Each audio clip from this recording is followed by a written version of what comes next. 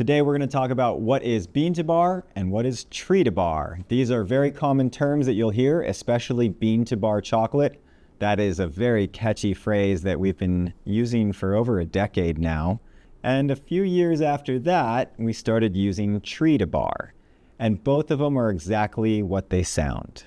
Bean to bar means, as a bean to bar chocolate maker, we would start with a cacao bean and go all the way through the process of roasting, winnowing, pre-refining, grinding, adding sugar, tempering, molding, all the way to having a tempered chocolate bar that we package and then sell. And that's because a lot of the chocolate world does not make chocolate from bean to bar. They would start with somewhere in the middle of the process using something we call cocoa liquor, which is crushed up nibs. Or even further, they start with finished chocolate. They then do nothing but temper it and put it into a mold and then into another package and would then sell it in many different forms, usually in retail stores, something like Whole Foods. In fact, the majority of the chocolate bars that you would see on a Whole Foods shelf or any shelf carrying chocolate is from one or two different companies. It's all the same chocolate in different packages. So that's the confectionery world. That's the majority of how it works. It's all co-manufacturing, which we should maybe do an episode on co-manufacturing. But bean to bar means that we start with beans and go all the way to bars. Now, something kind of interesting is cacao is not a bean.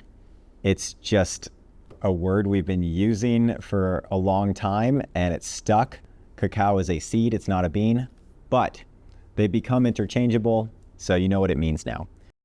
And we just want to say a quick thank you to Cocoa Masterclass for helping to sponsor this episode.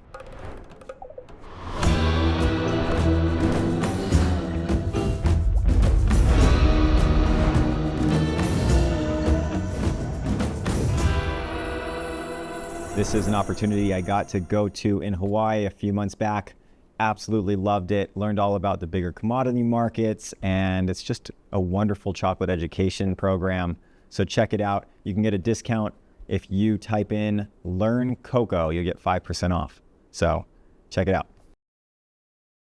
Now, tree to bar is when you own the farm or the trees that the cacao is growing on and go through the process of farming, harvesting, doing all the post-harvest handling.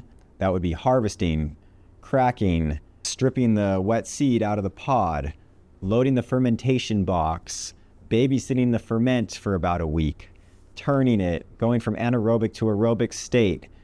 We use data loggers to monitor temperature spikes and make sure that we turn it at the right time, and then properly drying it for about another week before bagging it up and then getting it to the chocolate factory and going through all those same steps that a bean to bar chocolate maker would go through. But there's a lot of steps involved in tree to bar because the growing side is actually the most important part of producing quality chocolate. And that's why we have a lot of respect for farmers, because in order to get good beans is a lot of work and you're dealing with a lot of external factors that you just can't control.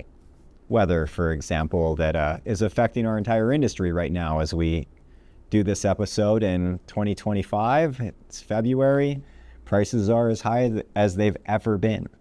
So it's an interesting time to be a farmer. And in fact, it's, for most farmers, the best time it's ever been because they're getting prices that allow them to maybe make a much better living.